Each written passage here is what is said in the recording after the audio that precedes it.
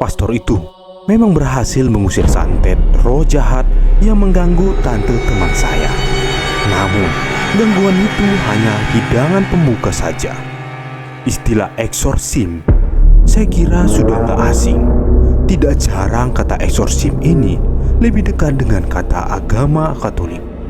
Secara lebih umum, kita mengenalnya sebagai santet. Biasanya, seorang pastor digambarkan dengan pakaian misa yang lengkap, menenteng kitab suci dan salib di tangannya. Mereka membacakan beberapa ayat suci dan menanyakan nama dari roh jahat itu yang memasuki tubuh seseorang.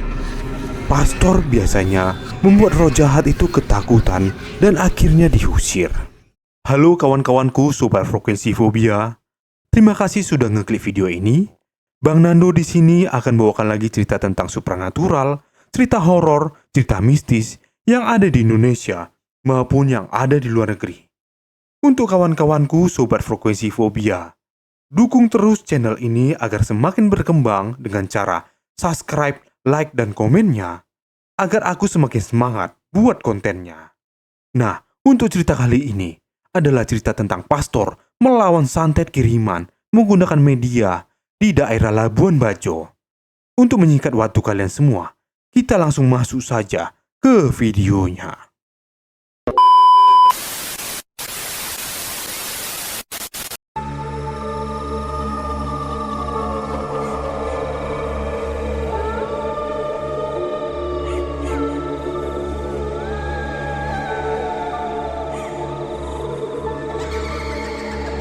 Sebagai seseorang yang pernah dididik di lembaga calon pastor, saya sering membayangkan adegan di atas. Saya akrab dengan berbagai macam pakaian yang dikenakan oleh para pastor, dan juga beberapa doa yang diucapkannya. Namun, bagaimana persisnya eksorsisme tidak pernah saya lihat secara langsung. Oleh sebab itu, bayangan saya tentang eksorsisme umumnya mirip dengan apa yang ditampilkan di film. Dan akhirnya, pandangan ini berubah seketika saya menyaksikan secara langsung. Teror santet itu terjadi 4 tahun yang lalu.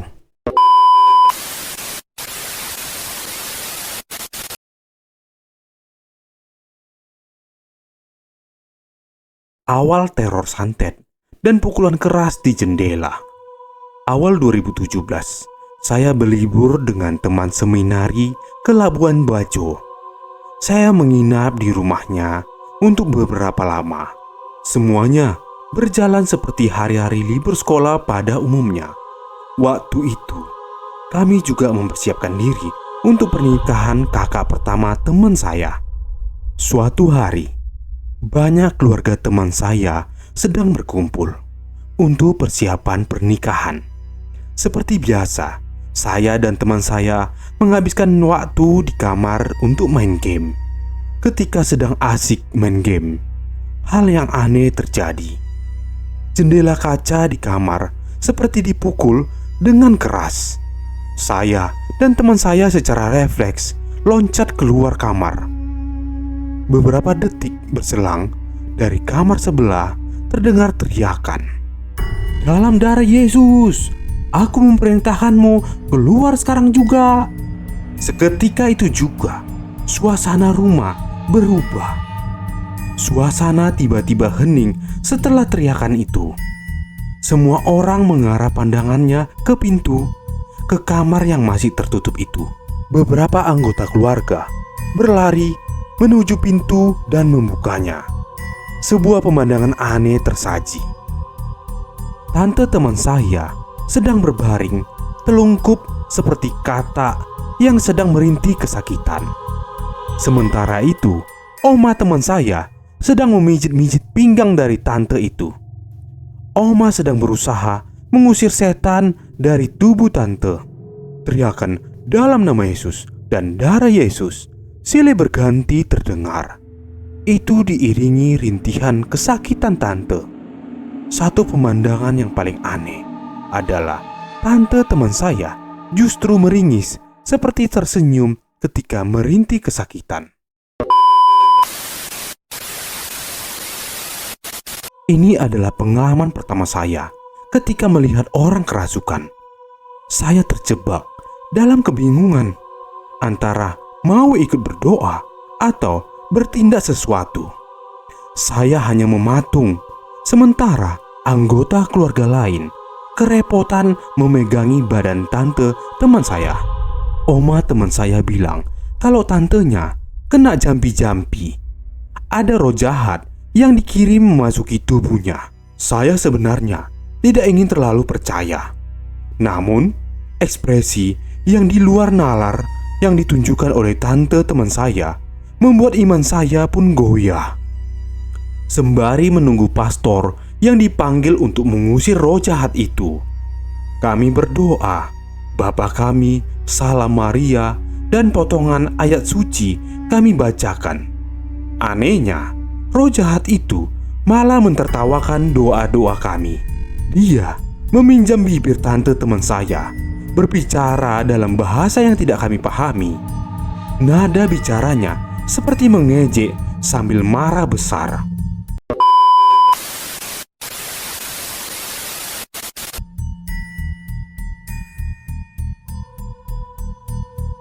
Datangnya seorang pastor. Tak lama berselang, pastor pun sudah datang. Segala adegan film dengan tema eksorsisme melintas di benakku. Apakah pastor itu akan datang dengan perlengkapan misa yang ada di film? Atau apakah pastor itu akan datang mendudukkan tante dan membacakan semacam ayat-ayat suci dan meminta nama yang mengirim santet itu? Imajinasi saya koyak oleh suara tokek.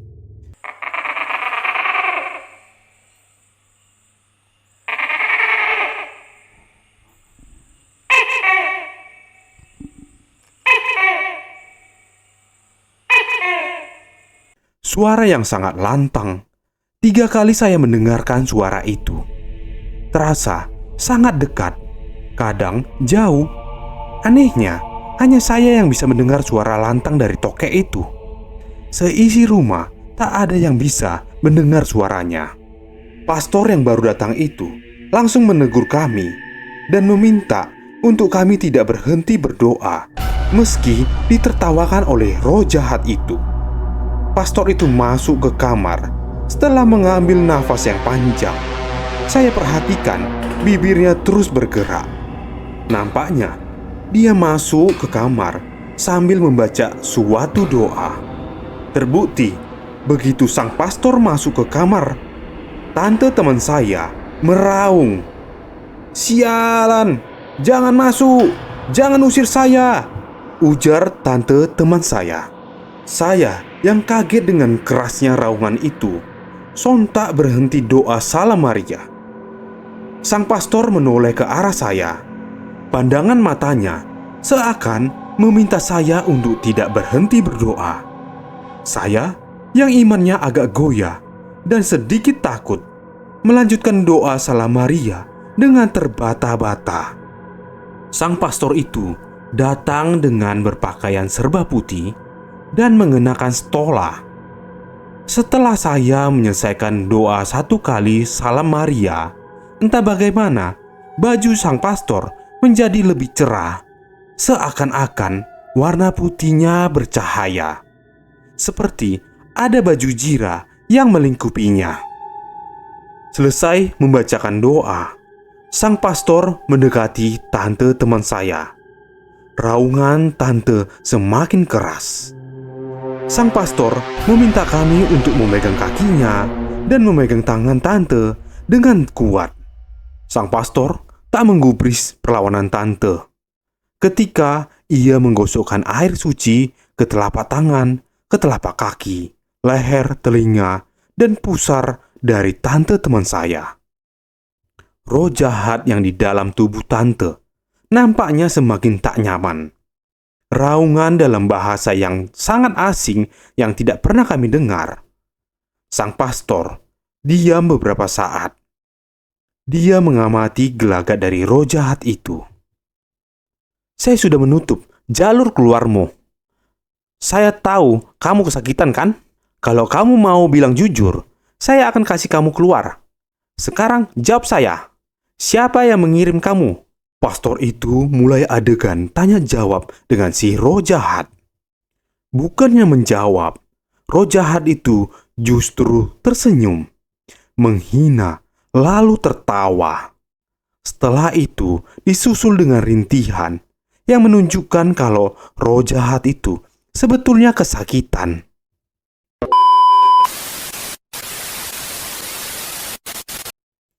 Saya bisa aja membuat kamu tidak ada sampai saat ini juga. Tapi saya ingin damai. Kita mesti saling mengasihi. Saya mengasihi kamu, kamu mengasihi orang yang kamu masuki ini, kata sang pastor. Sang pastor itu mulai menurunkan nada bicaranya. Lagi-lagi tidak ada jawaban. Sedetik kemudian, tante mulai memberontak. Tiba-tiba, tante teman saya menoleh ke arah saya lalu membentak, "Ayo, terus berdoa." Kalimat itu dengan suara tawa yang mengerikan.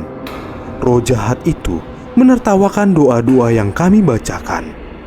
Doa manusia yang imannya tergoyahkan memang tak ada tenaganya. Saya terkejut lalu terdiam.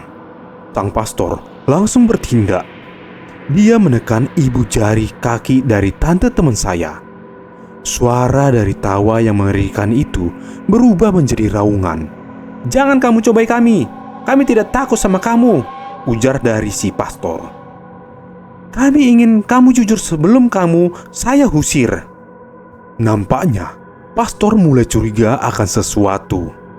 Menurut penuturannya, roh jahat itu masih sombong karena punya satu media tempat dia bisa masuk ke rumah ini, sehingga dia tidak takut jika hendak diusir, karena bisa kembali lagi dengan cara mudah.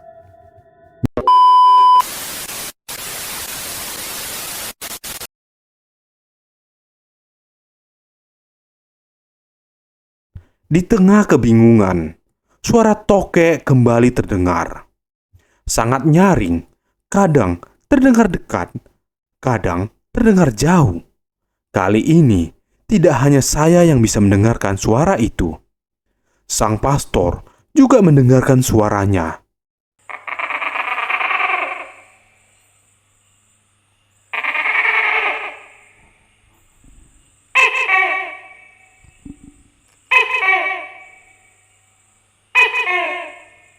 Seketika, kami berdua tahu bahwa media yang dimaksud adalah hewan yang bernama tokek itu. "Oh ya, jadi kamu lewat tokek ya?" kata si pastor kepada tante yang dirasuki roh jahat. Seketika itu juga, senyum penuh kesombongan hilang dari raut wajah tante. Wajahnya memerah, seperti marah besar. Dia tahu kalau jampi-jampi yang dikirim tidak akan berhasil ketika tokek yang menjadi medianya dimusnahkan. Suara nyaring tokek itu kembali terdengar.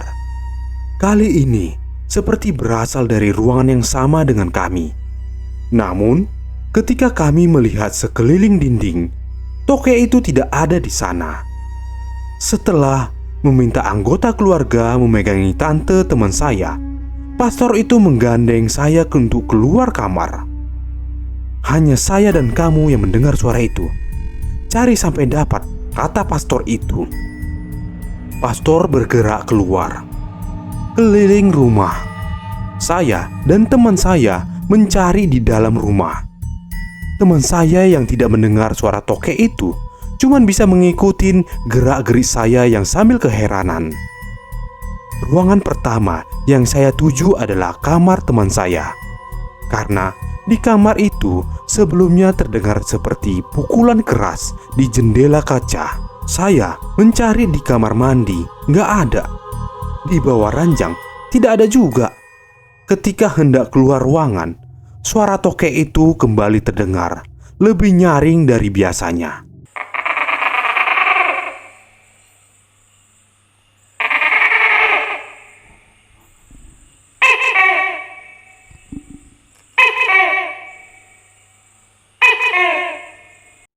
Saya terkejut langsung menoleh ke lemari besar di sudut kamar. Ada jarak kecil antara lemari dan dinding, dan tokek jadi-jadian itu ada di sana. Ya ampun, besar sekali. Mungkin ukurannya sebesar 50 cm. Berwarna putih pucat dengan totol-totol berwarna merah tua. Keringat dingin langsung mengucur. Bulu kuduk saya langsung merinding. Bagaimana bisa tokek itu ada di kamar teman saya? Apakah suara pukulan keras tadi menjadi tanda masuk tokek jadi-jadian itu? Saya langsung mencari pastor dan bilang padanya bahwa tokek itu ada di kamar teman saya, persis di balik lemari. Pastor itu berjalan dengan cepat tanpa rasa takut. Dia membawa sapu lidi, dan saya dan teman saya mengikuti dari belakang. Setibanya di kamar, dengan mudah pastor itu menggeser lemari besar yang pasti sangat berat, membuat jarak cukup lebar antara lemari dan dinding terbuka. Saya yang tidak tahu sifat tokek, mungkin jika dia binatang betulan pasti sudah lari. Namun tokek itu diam saja menempel di dinding. Setelah membaca suatu doa, pastor itu memukulnya. Seketika juga tokek itu jatuh ke lantai. Pastor itu memungut tokek itu dan mencekek lehernya. Mulut tokek itu lantas menganga karena dicekek dengan kuat. Sesudah itu, pastor kembali ke kamar tante sambil membawa tokek itu. Roh jahat yang ada di dalam tubuh tante meraung marah besar. "Saya sudah dapat, dari mana kamu masuk?" Mulut tokek itu terbuka, dan anehnya mulut tante itu ikut juga terbuka, persis seperti tokek tersebut. Sejurus kemudian, roh jahat itu mulai tertawa mencemooh. Semua itu ia lakukan dengan mulut terbuka. Saya sama sekali tidak melihat raut wajah jengkel di wajah pastor itu, di mana dia malah mengatakan bahwa ia bisa menghilangkan roh jahat itu sekarang juga. Tapi sekali lagi dia ingin jalan damai dan menanyakan maksud dan sesungguhnya dari pengirim roh ini. "Kamu calon pastor kan?" tanya pastor itu kepada saya. "Iya, pastor," saya menjawab dengan sangat ragu. "Pegang tokek ini, saya ingin membuat roh ini jerah." Saya membeku, takut, tapi pastor itu meyakinkan sekali lagi. Saya tidak menjawab. Saya berpikir, bagaimana seharusnya saya memegang tokek ini yang menjadi media santet. Setelah memberanikan diri, akhirnya saya memegangnya. Dengan sedikit gemetar, tapi akhirnya saya bisa mengatur nafas dan mencekek leher tokek ini. "Saya sudah memegang wujud kiriman ini. Saya mau tanya kamu sebentar, sebelum kamu pergi baik-baik nanti. Siapa yang ngirim kamu?" kata sang pastor. "Kenapa kamu kirim beginian ke perempuan ini? Dia salah apa sama kamu?" Pastor itu masih bertanya dengan nada lembut. Pertanyaan itu terus-terus diulang. Saya mulai tidak memahami percakapan mereka, karena mereka berdua mulai percakapan dengan bahasa Manggarai. Proses tanya jawab itu berlangsung agak lama. Roh jahat itu akhirnya mau menjelaskan siapa yang mengirim santet beserta tujuannya. Dia tidak punya pilihan lain ketimbang dimusnahkan. Jadi, yang mengirim santet ini adalah teman kantor ayah teman saya. Entah kenapa, jampi-jampi itu bisa berbelok ke tante teman saya. "Frater, kamu pergi bakar tokek itu," kata pastor itu kepada saya. "Roh kiriman ini masih ingin jahat. Bakar saja, biar dia jerah," kata sang pastor memerintahkan kepada saya. Saya kaget tentu saja. Permintaan pastor itu sering mengagetkan saya. Tapi sekali lagi wajahnya tidak menginginkan penolakan. Mau tidak mau, saya harus melakukannya. Saya dan teman saya pergi ke belakang rumah. Kami ditemani dua keponakan teman saya. Setelah menghidupkan api, mereka memegangi tokek itu. Sementara saya menusukkan kayu ke mulut binatang jadi-jadian itu. Dari belakang rumah, kami mendengar tante teman saya meraung sangat keras. Dia terdengar kesakitan. Beberapa menit kemudian, raungan itu reda dan suasana begitu hening. Roh jahat itu sudah pergi dari tubuh tante teman saya. Teror santet itu belum usai. Ketika tokek itu mulai gosong, seekor kucing hitam mendekat. Saya meminta salah satu keponakan teman saya itu untuk melempar batu ke kucing itu. Tapi kucing itu malah tidak bergeming. Dia mendekat lalu berdiri di sebelah tokek yang terbakar itu. Dia duduk dan mengamati. Seram betul bentuknya. Kami mulai ketakutan dan masuk ke rumah. Di dalam, raut wajah pastor menyiratkan semuanya belum baik-baik saja. Dia memutuskan untuk berkeliling rumah untuk menaburkan garam. Setelah itu, dia menyiram air suci ke beberapa sudut rumah. Sementara itu, tokek yang terbakar di belakang rumah sudah menghilang. Kucing hitam yang menyeramkan itu juga lenyap.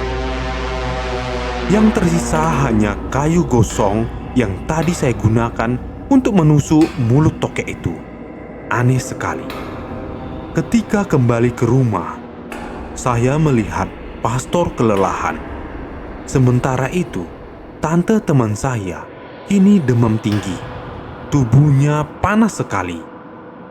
Setelah minum air putih dan beristirahat, pastor itu mengingatkan kami untuk tidak putus berdoa rosario sampai pagi menjelang. Entah kenapa, dia masih curiga akan jampi-jampi yang belum sepenuhnya hilang. Hawa dingin masih terasa dan suasana masih mencekam. Seluruh anggota keluarga duduk bersila untuk membuat lingkaran dan berdoa rosario yang dipimpin oleh pastor. Saya yang berusaha untuk berkonsentrasi kepada doa malah merasa tidak nyaman. Tiba-tiba, dari atas plafon terdengar suara dentuman. Suara itu sangat keras. Doa rosario itu terputus. Sedetik kemudian, suara tokek terdengar lagi, nyaring dan kini bersaut-sautan. Tidak hanya satu, ada banyak tokek yang muncul dari atas plafon. Malam semakin kelam dan semakin panjang. Selesai. Sampai sini dulu cerita dari pastor yang berbaju putih melawan santet kiriman menggunakan media tokek di daerah Labuan Bajo. Untuk kawan-kawanku sobat frekuensi fobia, aku memberikan pesan-pesan atau nasihat kepada kalian lagi. Ingat, jangan lupa berdoa. Kalau tidak, hal yang tak kasat mata akan menghantuimu. See you in the next video. Goodbye.